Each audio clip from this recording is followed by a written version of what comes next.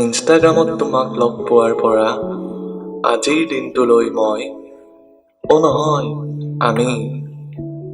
আমি যি যাত্ৰা অতিক্ৰম কৰিলো সেয়া কোনো যুদ্ধ জয় কৰাতকৈ কম নাছিল।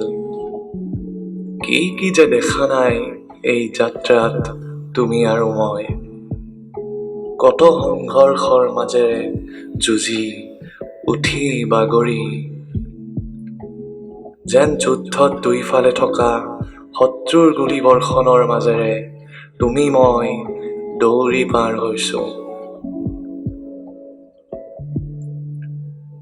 কিন্তু মোৰ জান, এনেকুৱা লাগে যেন এইবোৰতো একোৱেই নহয়। তোমাৰ কাৰণেতো মোৰ প্ৰাণো দিব সাজু।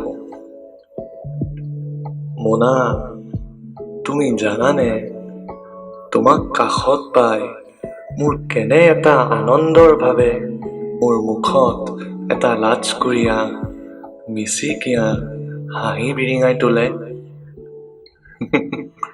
মনত আছেনে তোমাৰ, কিমান যে গালি দিছিলো আমি এই সমাজখনক আমাক এক হ'ব নিদিয়াৰ বাবে। একো গালিয়েই বাকী নাথাকিল চাগে।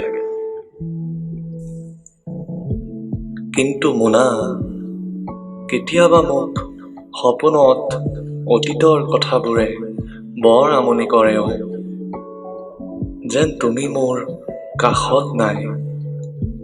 কিন্তু শুই উঠি আকৌ যেতিয়া তোমাৰ জোনৰ নিচিনা মৰম লগা মুখখন দেখা পাওঁ, তেতিয়া মনটোই বৰ সন্তোষ পায়। এনেকুৱা লাগে যেন পৃথিৱীত মোৰ সমান আৰু সুখী মানুহ নাই।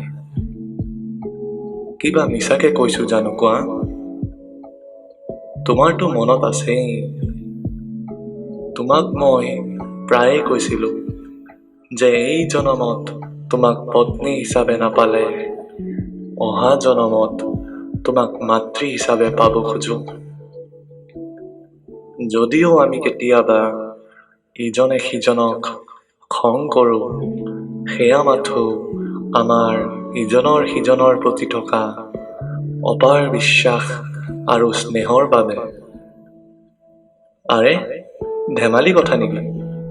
অগ্নিক সাক্ষী কৰি তোমাৰ দেউতাই তোমাৰ হাতখন মোক সঁপিছে।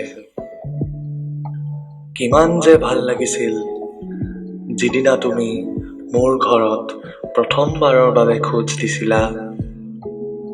তোমাৰ মুখৰ লাজ আৰু ভয় দেখি মোৰ হৃদয়খন যেন মৰমত পমি গৈছিল।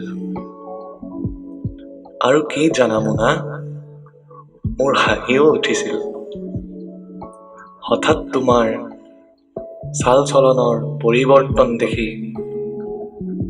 এৰা, তোমাৰ কথা কলে শেষেই নহব।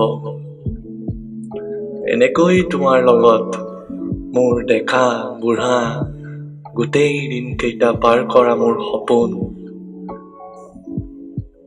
বুজিছা, তুমি মোৰ লগত থাকিলে মই গোটেই পৃথিৱীৰ লগত যুঁজ দিব পাৰো।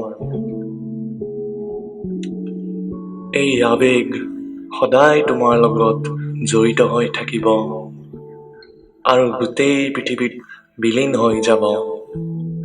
মোৰ জান, মোৰ মিছ মোনা।